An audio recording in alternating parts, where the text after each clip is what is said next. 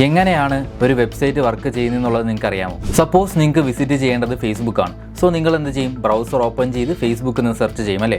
കുറച്ച് search result വരും. അതിൽ www.facebook.com എന്ന് പറയുന്ന URL ക്ലിക്ക് ചെയ്യുന്ന ടൈമിൽ നമ്മുടെ ബ്രൗസറിൽ നിന്ന് സെർവറിലോട്ടൊരു റിക്വസ്റ്റ് പോകും. ദെൻ സെർവറിൽ നിന്ന് റെസ്പോൺസ് ആയിട്ട് ഒരു HTML, CSS and JavaScript file തിരിച്ച് നമ്മുടെ ബ്രൗസറിൽ കൊണ്ടുവന്നിട്ട് ബ്രൗസർ ആ ഫയൽസിനെ എക്സിക്യൂട്ട് ചെയ്തിട്ടാണ് സ്ക്രീനിൽ നമ്മളൊരു വെബ്സൈറ്റിനെ കാണുന്നത്. ഇനി എന്താണ് HTML, CSS ആൻഡ് JavaScript എന്നല്ലേ? ഒരു വെബ്സൈറ്റ് ക്രിയേറ്റ് ചെയ്യാൻ വേണ്ടിയിട്ട് മെയിനായിട്ട് യൂസ് ചെയ്യുന്ന 3 ലാംഗ്വേജസ് ആണ് HTML, CSS and JavaScript. So ഇത് ഓരോന്നും എന്താണെന്നുള്ളത് നമുക്ക് നോക്കാം.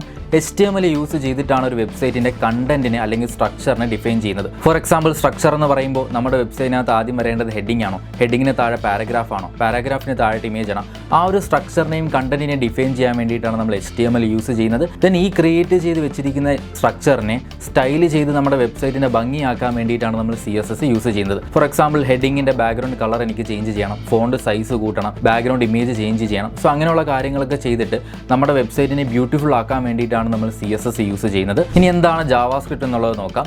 JavaScript യൂസ് ചെയ്തിട്ടാണ് ഒരു വെബ്സൈറ്റിനകത്ത് നമ്മൾ ഫംഗ്ഷനാലിറ്റീസ് കൊണ്ടുവരുന്നത്. ഫോർ എക്സാമ്പിൾ, നമ്മുടെ വെബ്സൈറ്റിനകത്ത് ഒരു ബട്ടൺ ഉണ്ട്. ആ ഒരു ബട്ടൺ ക്ലിക്ക് ചെയ്യുന്ന സമയത്ത് അതിന് താഴെയായിട്ടൊരു ഇമേജ് ഡിസ്പ്ലേ ചെയ്യണം. സോ അതൊരു ഫംഗ്ഷനാലിറ്റി ആണല്ലോ. ആ ഒരു ബട്ടൺ ക്ലിക്ക് ചെയ്യുന്ന സമയത്ത് അതിന് താഴെയായിട്ടൊരു ഇമേജ് ഡിസ്പ്ലേ ചെയ്ത് കാണിക്കണമല്ലേ? സോ ഇങ്ങനെയുള്ള ഫംഗ്ഷനാലിറ്റീസ് ഒക്കെ നമ്മുടെ വെബ്സൈറ്റിനകത്ത് കൊണ്ടുവരാൻ വേണ്ടിയിട്ടാണ് നമ്മൾ JavaScript യൂസ് ചെയ്യുന്നത്. ഇനി നിങ്ങളൊരു ഫ്രഷറാണ്, നിങ്ങളൊരു വെബ് ഡെവലപ്പർ ആവാൻ ആഗ്രഹിക്കുന്ന ഒരാളാണെന്നുണ്ടെങ്കിൽ നിങ്ങൾ സ്റ്റാർട്ട് ചെയ്യേണ്ടത് HTML, CSS ആൻഡ് JavaScriptലാണ്. അതിനുശേഷമാണ് React, Angular പോലുള്ള ഫ്രെയിം വർക്ക്സ് നോക്കേണ്ടത്.